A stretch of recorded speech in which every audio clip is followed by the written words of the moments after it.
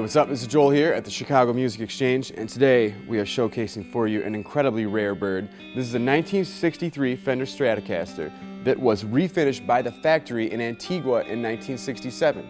And the reason why that's cool is that there were no Strats offered, really, not really any guitars other than Coronados for the most part, before like 1977 to offer this finish. So to be refinished in 67 by the factory is pretty incredible, and it's impossible to say, to prove, but you know, it's kind of safe to assume, at least we feel pretty safe to assume, this might be the very first Antigua Stratocaster that Fender ever did at the factory. And I have some provenance to help prove my point here. This is a letter from Tom Walker, who was the regional manager, marketing manager for Fender in the Southwest for a few years there. I'm just going to read this for you. This is from 1991. It says, "To whom it may concern, my name is Tom Walker. I was the regional marketing manager for Fender products for the Southwestern United States from 1953 until 1969, which are basically the good years.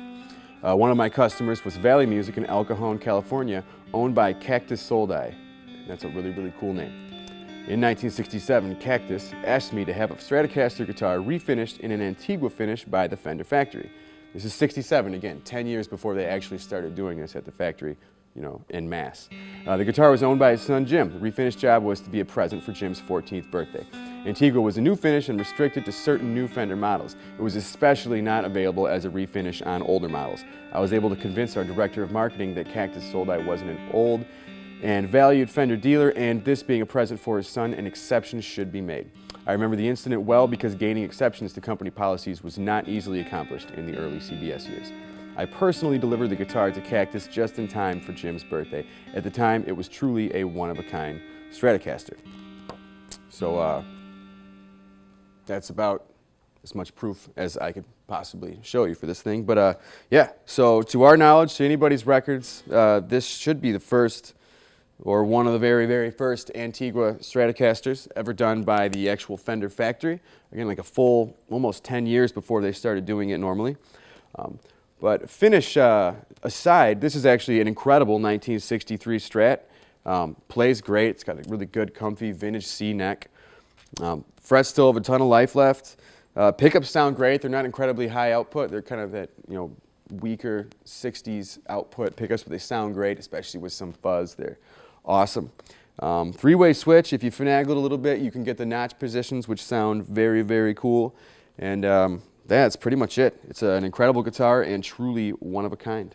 And we're going to play it through a cool new Fender Twin Reverb reissue. We've got a Wren Cuff Box of War, which is a absolutely killer big muff clone.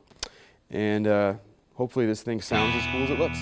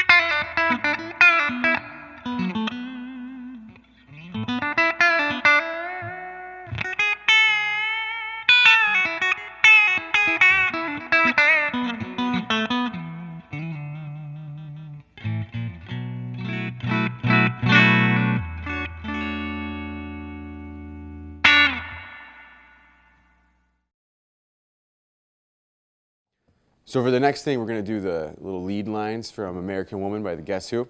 And this Strat absolutely nails it. You put it on the neck pickup, roll the tone off, get the Box of War, which is again, Wren and Cuffs, Civil War font, big muff clone, incredible pedal by the way. Crank the volume, crank the distortion all the way, take the tone all the way down to the left side, so it kind of gives you that muffled, really throaty, big bloomy lead sound, and it's pretty spot on.